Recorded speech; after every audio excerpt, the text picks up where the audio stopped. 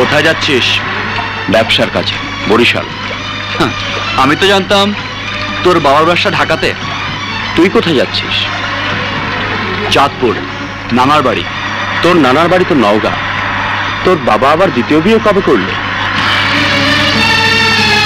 বাজে মন্তব্য করবি না, তুইও মিথ্যে বলবি না। এই জয়, জীবন থেকে পালিয়ে বাঁচতে চাস, আর তুইও হতে চাস ত্যাগী পুরুষ। বন্ধুর জন্য নিজের ভালোবাসার পৃথিবী ছেড়ে চলে যেতে চাস। পারবি? পারবি? পারবি কি মুহূর্তের জন্য ভালোবাসার স্মৃতি ঘেরা দিনগুলোকে ভুলে যেতে? পারবি? পারবি কি কবিতাকে মন থেকে মুছে ফেলতে?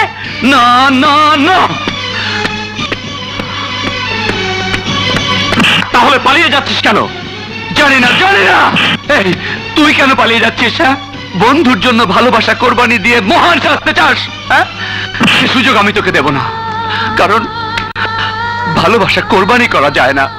আর একথা মুখে আনা নিজেকে ধোঁকা দেওয়ার শামিল।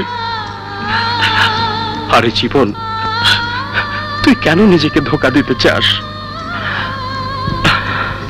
ভালোবাসা কোরবানি করতে পারবো না, পৃথিবীর কোনো মজনুই তা পারবে না। আর তাই নিজের বুকে সেই ভালোবাসাকে কবর দিয়ে চলে যাচ্ছি। তোরা সুখে থাক, ভালো থাক। সুখে থাকবো? বন্ধুকে দুঃখ দিয়ে সুখে থাকবো? আর তুই বুকের ভেতর প্রেমের সমাধি বয়ে বেড়াবি, আমি জীবনভর বয়ে বেড়াবো তোর দীর্ঘশ্বাসের বোঝা। তুই কি মনে করিস ভালোবাসাকে কবর দেওয়ার ক্ষমতা শুধু তোর আছে, আমার নেই? আছে রে জীবন, আছে, আমারও আছে।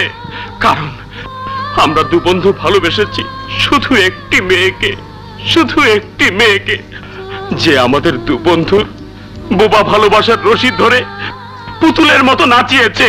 ওই টিচারিনী কবিতা। জয়, কবিতাকে দ্বিচারিণী বলবি না।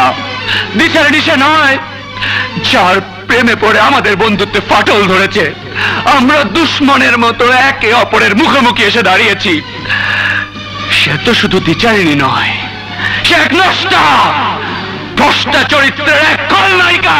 জীবন, কি বললি? কি বললি তুই? যা বলবো ঠিকই বলেছি, ঠিকই বলেছি। এই, তোরা তো লাগে কেন? কবিতা সম্পর্কে একটা বাজে কথা বলবি না, একটা বাজে কথা বলবি না। আর বলবো, হাজার বার বলবো। কি করবি তুই?